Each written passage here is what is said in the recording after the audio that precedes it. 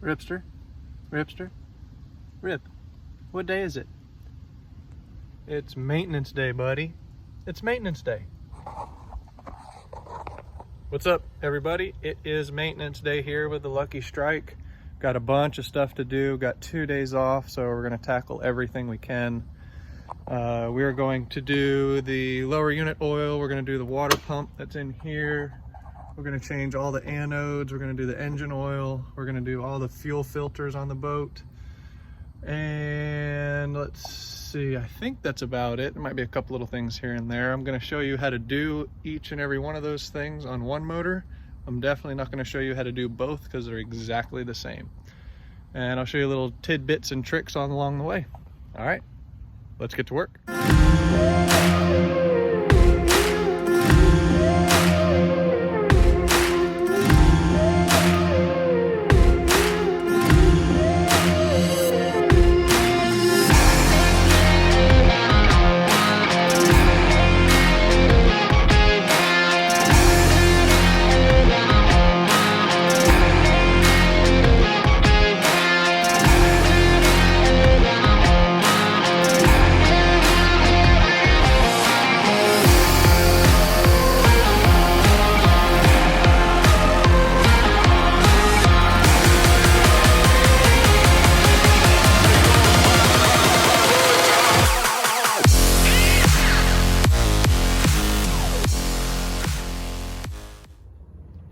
All right, first step is lower unit oil.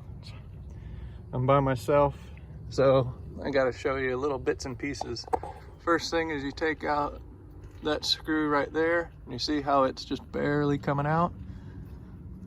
Once you take out that screw, it'll start flowing pretty good.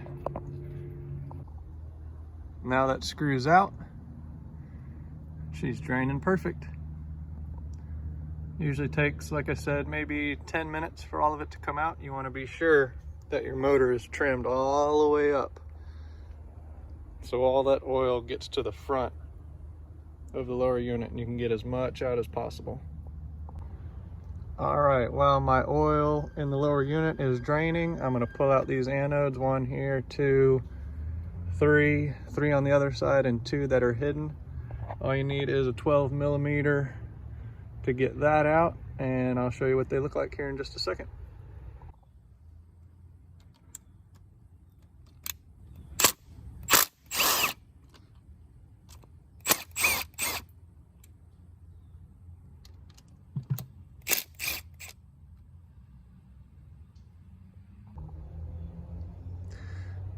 All right, here are the insides of the anodes. You can see how gunky and nasty they look. There's number 1. There's number 2. Hi, Rip. You gonna help? Get out of my way. And here's number 3. So anodes are designed to attract rust and things that will corrode your motor. So these will start to corrode first before the inside of your motor will. And here is what a new one looks like. Hopefully you guys can tell the difference between that and that. So all you do is you pull that bolt out and you replace it and put that in there, and you're good to go. So if you hang around me long enough, you know that I will always forget something or misplace something. If you ever need anything, Sawyer's Outboards on Bayshore, they've got it all. And I'm going to show you the one thing that I always forget. What's happening? Living the dream.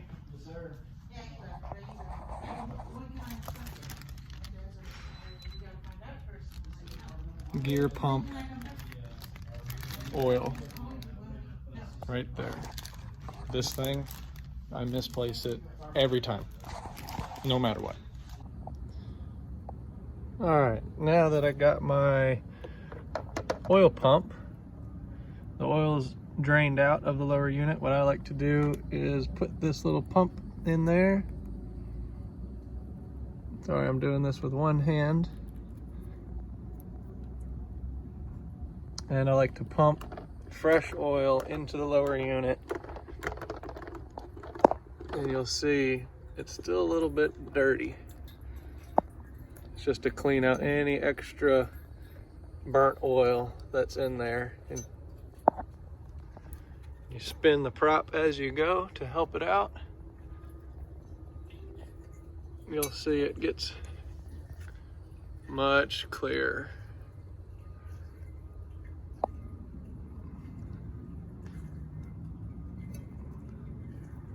Now we're ready to go.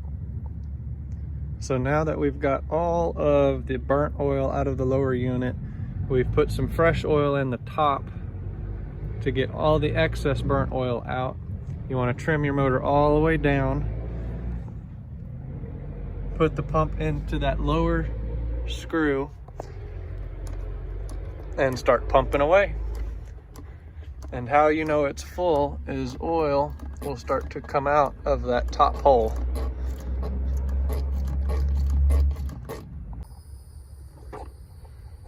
Now we got some oil coming out of that top hole. Give it a couple extra pumps. Now it's time to put that screw on. All right, got it all sealed up. You put the pump into the lower hole in the lower unit. You pump the oil all the way up till it starts coming out of this hole right here. Give it another pump or two. Put that screw in. Pull the pump out of this hole down here. Put that other screw in. And the lower unit oil is changed.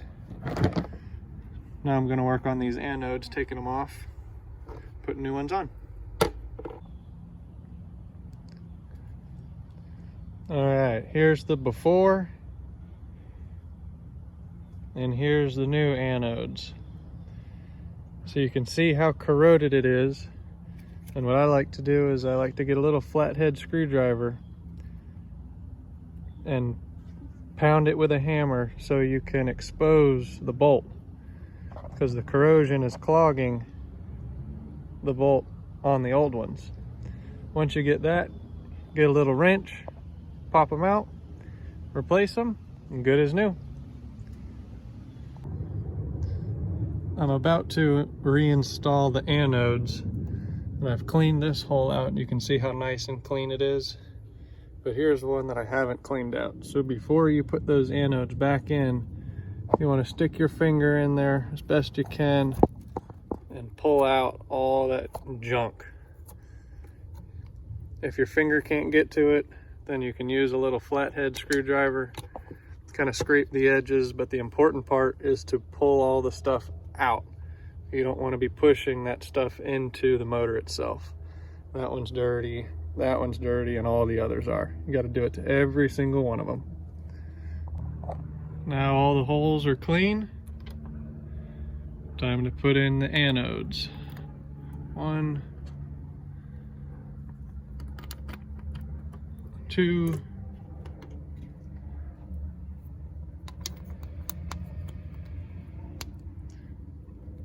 and 3.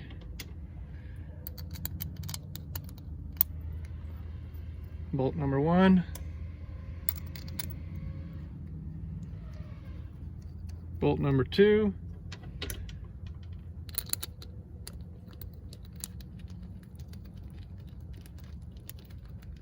Come on, go in there.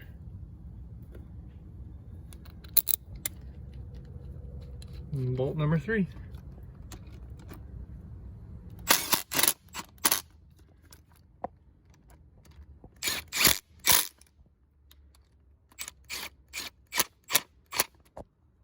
Nine more to go. So to recap, we've changed the lower unit oil. Then we came up here and changed these anodes. And before I pull the lower unit off and change the water pump, every 100 hours you want to pull your prop and make sure there's no braided line, no mono, no nothing. So I'm going to pull that off real quick and show you what it looks like. First step is, you see this is called a Carter pin, and all you got to do is fold it so it's straight and it'll come right out. Then you undo this nut right here and the prop will come right off. Super simple. So I got the cotter pin out. Now it's time to get this nut off. But if you put the wrench on there and try to loosen it, the wheel spins. So what you need to do is you need to put a piece of wood between the blade and that lower unit to stop the prop from spinning, and the nut will come right off. Or what I like to do is not tighten it so tight, so when I set the phone down, I'll be able to hold the blade with my hand, turn the wrench with the other, and it'll come right off. So I got the prop off. Here you can see the shaft. Looks greased, looks nice. There's no braid, there's no mono around it. Get a little bit of extra grease on it, which I've already done. I'm gonna pick this prop up. See if I can do it with one hand. Set it right on there. On it goes.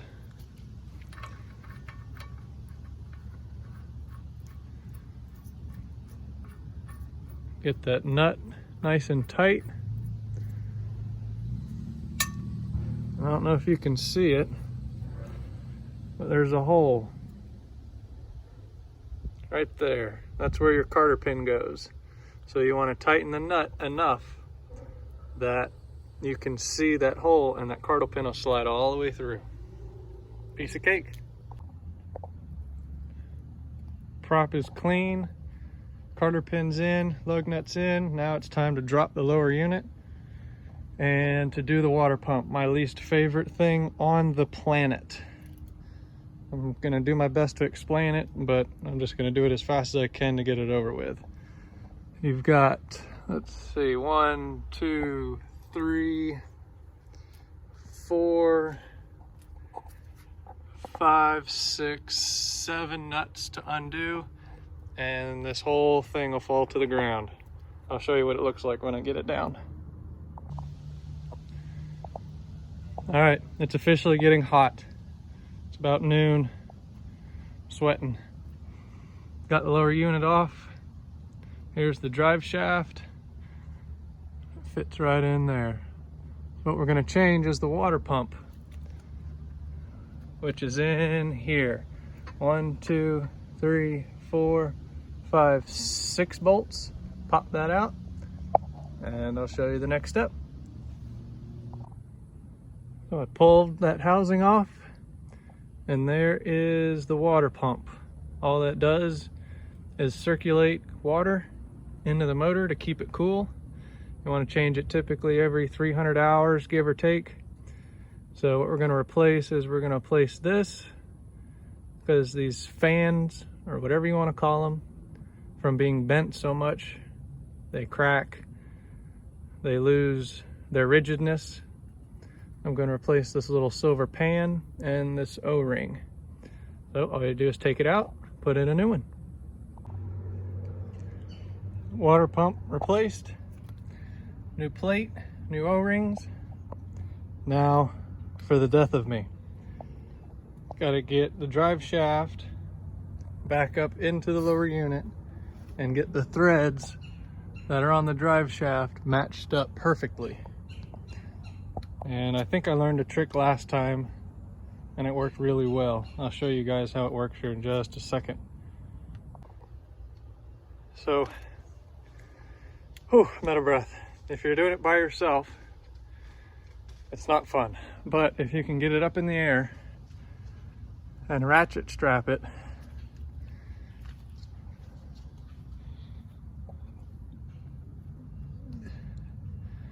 you can slowly bring it up and make sure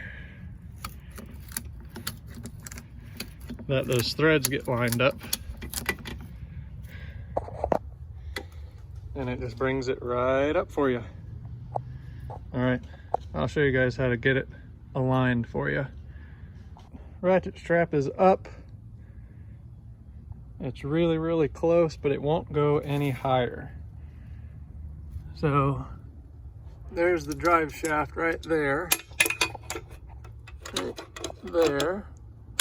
So I've got a pair of vice grips, and all you do is you slowly turn that drive shaft, and as soon as those grooves align, it'll make a little think, just like you cracked a safe, and it'll go all the way up. And just like that, she's where she should be. So all it took was me to just bump that drive shaft, and those threads aligned perfectly. I sure hope the next one is like that. Typically it's not that easy, but we're ready to go. Now I just need to put the nuts back on. 1, 2, 3, 4, 5, 6, 7, and we're done. The hard part is over. Last but not least is our fuel filter. Super simple. All I gotta do is take off these 2 nuts right here. Boom, boom. Unclip that blue clip down there. Unscrew this housing. Once you get that, your fuel filter will pop out. Next, pop in your new one. Reattach those 2 nuts. Reattach the blue clip. Don't forget that, super important. And you're ready to roll. So that is pretty much a 600-hour oil change and all the things that you got to do on a Suzuki 300. You've got the lower unit oil, you've got the anodes, engine oil, check the prop, fuel filter, water separator, and now all I got to do is do it again. I've got I'm gonna change a battery in there in the console behind me, and other than that, we're done. I know I skimmed over a bunch just to kind of show you the general idea of maintenance day. Let me know if you guys want to see any in-depth maintenance on how to exactly do it. I didn't have a filmer today, so I was doing it by myself. Let me know if you guys have any questions. It's kind of hard to tell, but you can see the brown tint in the boat. And that's from Naples Bay. It gives all boats a little brown color. So what I like to do to clean it up is 2 parts water, 1 part muriatic acid. And you give it some pumps, and I'll spray it on, and I'll show you guys what it looks like after. Well, I just sprayed it on a couple seconds ago, and you can see it's starting to clean it up immediately. I typically leave it on about 5 minutes, and then you got to be sure and spray it off.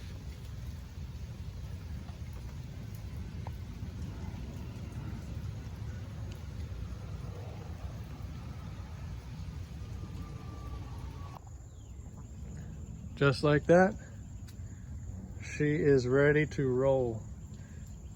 Maintenance day is over. It took all day, probably 6 hours of working on it. She's ready. Oh crap, it poured and I forgot my book. Well, you always forget something. All right guys, I appreciate it. Like I said earlier, let me know if you want me to dive into anything with maintenance wise. I know I skimmed over a bunch of things, so let me know if you want any more detail. All right, see you guys later.